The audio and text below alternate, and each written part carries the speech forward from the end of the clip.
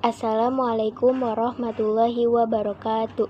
Saya Vivi Aidilia Ruhila dari kelas 12 IP1 ingin mempresentasikan tentang pemberdayaan komunitas berbasis kepemilikan lokal.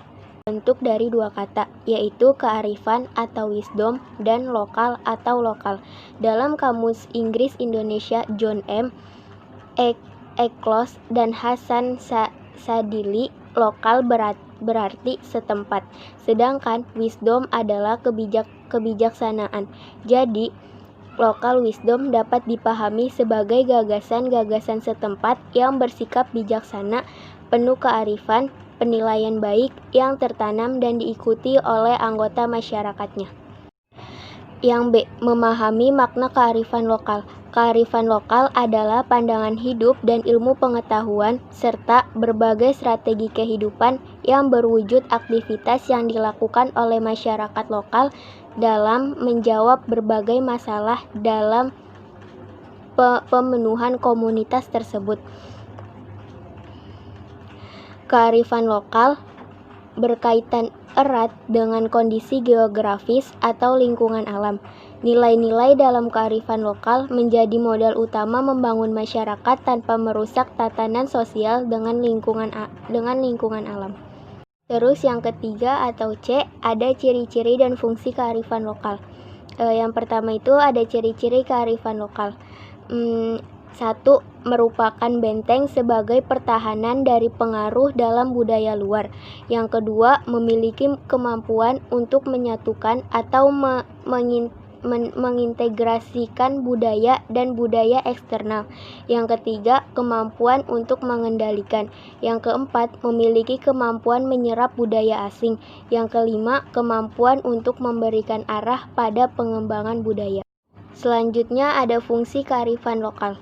Yang pertama itu untuk mengembangkan sumber daya manusia, contohnya dalam konteks upacara siklus hidup, serta dalam sebuah konsep tingkat ganda.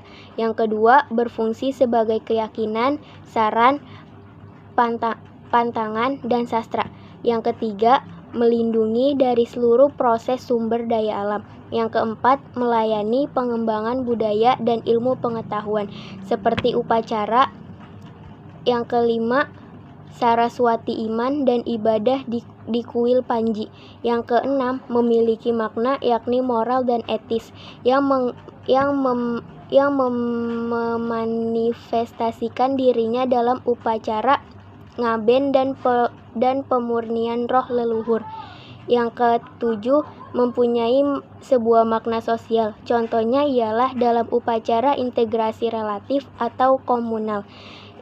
Yang ke-8, penting secara sosial, yakni dalam upacara daur ulang pertanian. Yang ke-9, memiliki sebuah makna politik. Contohnya upacara mangkuk, mendekam, dan kekuatan pelanggan. Yang ke-4, bentuk kearifan lokal di Indonesia. Bentuk-bentuk kearifan lokal seperti kerukunan beragam dalam wujud praktek sosial yang dilandasi suatu kearifan dari budaya, keberlanjutan, dan keseimbangan. Bentuk kearifan lokal dalam masyarakat dapat berupa budaya, nilai, norma, etika, kepercayaan, adat istiadat, hukum adat, dan aturan-aturan khusus. Yang E atau yang kelima dan yang terakhir, potensi kearifan lokal di Indonesia. Potensi kearifan lokal di Indonesia adalah keindahan alamnya yang dapat menarik turis mancanegara maupun luar. Masyarakatnya, suku dan agamanya unik, dan kebudayaannya juga unik dan banyak. Kearifan lokal dalam karya-karya masyarakat, misalnya seni, tekstil di Indonesia, batik. Yang pertama itu ada kearifan lokal dalam memanfaatkan sumber daya alam. Kearifan lokal mengajarkan kita untuk tidak mengeksploitasikan alam secara berlebihan. Yang kedua, kearifan lokal dalam mitos masyarakat, misalnya mitos terhadap pohon keramat. Yang ketiga, kearifan lokal dalam bidang pertanian, misalnya sistem pertanian nyabuk gunung.